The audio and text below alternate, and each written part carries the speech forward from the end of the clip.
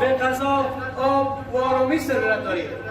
آیا غذا را زمین می‌دهد یا دهقان یا سیابان یا نانوا؟ نه خیر، بلکه الله است که اینها را آفریده و به آنها توانایی داده است.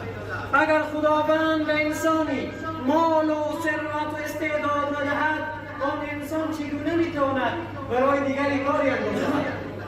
و اگر خداوند به انسانی علم ندهد، آن انسان چگونه میتواند برای دیگری علم بیاموزد؟ روی همین دلایل و تمام دلایل قرآنی انسان تنها محتاج خالق و آفریدگار یکتای خویش است. به خاطر همین خداوند متعال به من و شما دستور داده است تا در هر رکعت نماز این جمله زیبا را خونده و به آن تفکر نماییم. ایاک نعبد و ایاک نستعین. تنها تو را میپرستم و تنها از تو یاری میخواهم. درست است، نماز میخوانیم، کمک میخواهیم، اما خالصانه از خدای پاک کمک نخواستیم. وگرنه با وجود این همه دعا و راز و نیاز بین خالق و مخلوق و خالق، نباید هیچ نیازی بدون برآورده شدن بماند و دعای قبول نگردد. و دلایل آن در چند مورد یادآوری شده است. میگوییم خدا را میشناسیم، اما اوامر او را به جای نمیآوریم. میگوییم قرآن میخوانیم، ولی مفهوم آن را نمیدانیم. میگوییم پیامبر را دوست داریم، ولی در رهبری او را الگوی قرار نمیدهیم. میگوییم شیطان دشمن ماست، ولی با او دوستی میکنیم. میگوییم بهشت را دوست داریم، ولی به سوی آن گام بر نمیداریم. میگوییم از دوزخ بیزاریم، ولی برای نجات از آن تلاش نمیکنیم.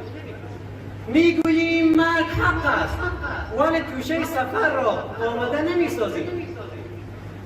عیب خود را نمیبینیم، و دنبال جستجوی عیب دیگران هستیم. از نعمات الهی مستفید میشویم، ولی شکر آن را به جای نمیآوریم. مردگانمان را در قبرستان دفن میکنیم، ولی به فکر بازگشت خود به آنجا نیستیم. متاسفانه که به چنین روزگار قرار گرفته‌ایم که این درست نیست. به داستانی توجه کنید که درویش چگونه با خدا و بی‌نیاز از مخلوق است.